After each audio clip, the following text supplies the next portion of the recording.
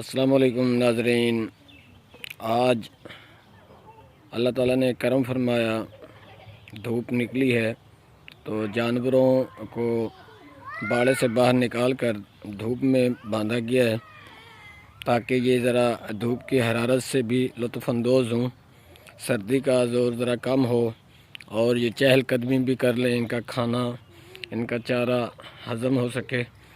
اور یہ دیکھیں،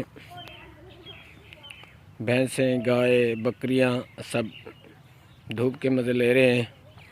یہ ننھی سی رانو ہے، یہ کل ہی اس دنیا میں آئی ہے اور یہ ساتھ اس کی ماں کھڑی ہے۔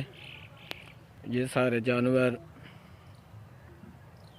اور ان جانوروں کے پیچھے سبزہ چارہ، گھاس، سوہانے کے درخت ہیں، شیشم ہے، لسوڑے کا درخت ہے، اور اس کی دوسری طرف یہ گندم ہے۔ اور یہ کماند کی فصل ہے جو ہمیشہ سردیوں میں جانوروں کے لیے بڑی کارآمد فصل ہے، چارے کے طور پر استعمال ہوتی ہیں، اور اس کا گڑ بھی بڑا میٹھا بنتا ہے، دیسی گڑ جسے ہم کہتے ہیں، بنا سوڈے کے۔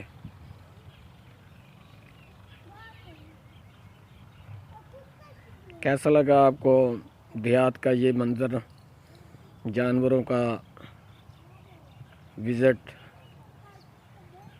اور ہم جب صبح سویرے ان کی خدمت کرتے ہیں، ان کی بولیاں سنتے ہیں اور ہمیں پتہ چل جاتا ہے کہ کون سا جانور کیا کہہ رہا ہے، اسے کیا ضرورت ہے، یہ کیا مانگ رہا ہے، اور جب یہ ہم سے لاڈ پیار کرتا ہے تو روح تک سرشار ہو جاتی ہے۔